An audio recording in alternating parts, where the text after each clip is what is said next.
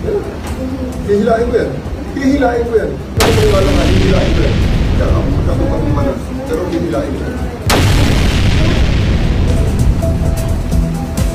Wala na kayong maasahan dahil former President of the Philippines, kinidnap nyo. Kayo mga polis, mga general, mga kernel, duwag, duwag, duwag. Mga nyo, mga kidnapping ang ginawa ng gobyerno. Nakikipagsabwatan kayo pati sa pagbibenta ng pulburon. Lahat kayo mga walang silbi sa bayan. Huwag na kayo magsigaw-sigaw ng taas no kahit kanino dahil kayo ay mga duwag.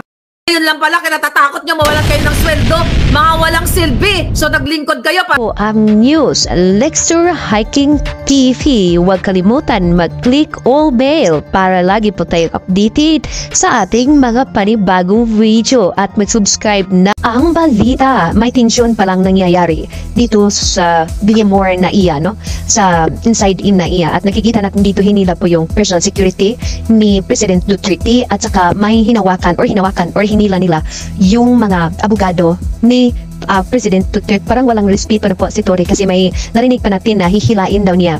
I don't know kung sino po hihilain niya dyan, baka sabi niya hihilain daw niya. So ito po yung mga pangyayari at ito yung unang balita at pakinggan natin si Madam Maharlika. Polis, mga general, mga kernel, duwag, duwag, duwag. Mga Madam Maharlika, pasok kidnapping ang dito na ginawa po. ng gobyerno. Nakikipagsabwatan kayo pati sa pagbibenta ng pulburon. Lahat kayo mga walang silbi sa bayan. Huwag na kayo magsigaw-sigaw ng taas no kahit kanino dahil kayo ay mga duwag.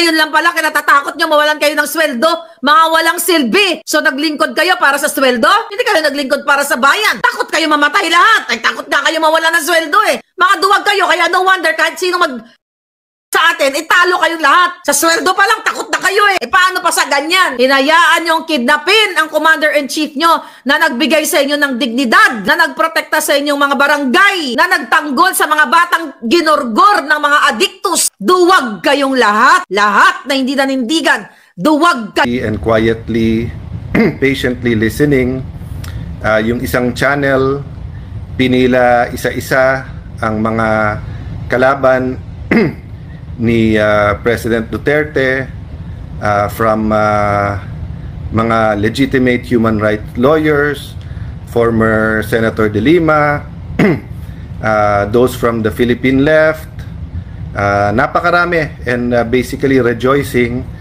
And I respect their rights, di ba? Pinaglaban nila to yung legal at sinasabing human rights sila. Pero hindi ba yung human rights due process? So let me stop there. In the first part, ang sinasabi ko, naiintindihan ko that there's always two sides to an argument. And when you go to court, kung ano man korte yon, quasi-judicial, when you go to a fiscal, when you go to an international court, precisely nga kasi hindi kayo magkasundo. So hindi ko tinatanggal sa human rights activists na meron silang pinaglalaban.